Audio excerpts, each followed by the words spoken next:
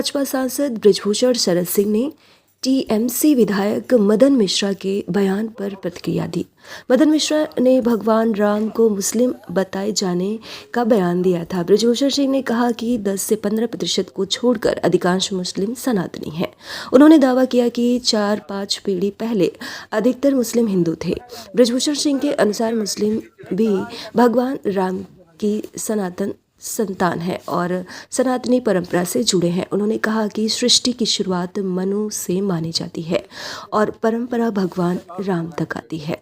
SIR प्रक्रिया पर बोलते हुए उन्होंने कहा कि सबसे ज़्यादा वोट हिंदुओं के कट रहे हैं।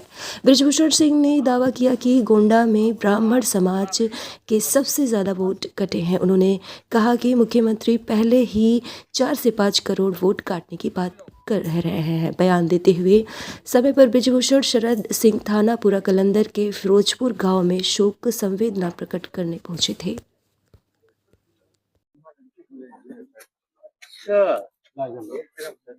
कहाँ पर?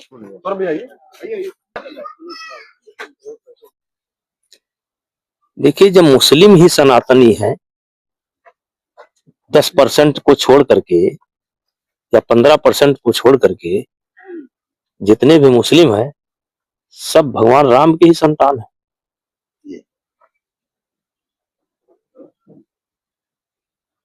सनातनी है 3 पीढ़ी 4 पीढ़ी या किसी की 5 पीढ़ी, उसके पहले सब हिंदू ही थे। और इस सृष्टि की शुरुआत मनु से मानी जाती है और जब मनु से मानी जाती है और राम तक आती है तो उस आधार पर उन्होंने कहा कि जो है तो वो कहते हैं राम मुस्लिम थे।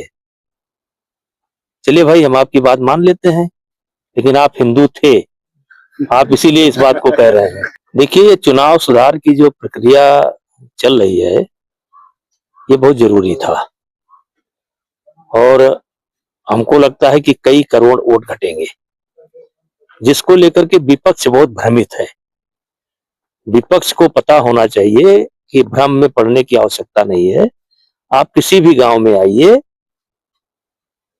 देखिए इसमें तमाम हर गांव के ऐसे लोग हैं जो दिल्ली में काम करते हैं, लुधियाना में काम करते हैं, महाराष्ट्र में काम करते हैं, सूरत में काम करते हैं, कहीं करते हैं। तो वहां भी मतदाता है, यहां भी मतदाता है, तो 2 जगह से एक जगह नाम हो रहा है।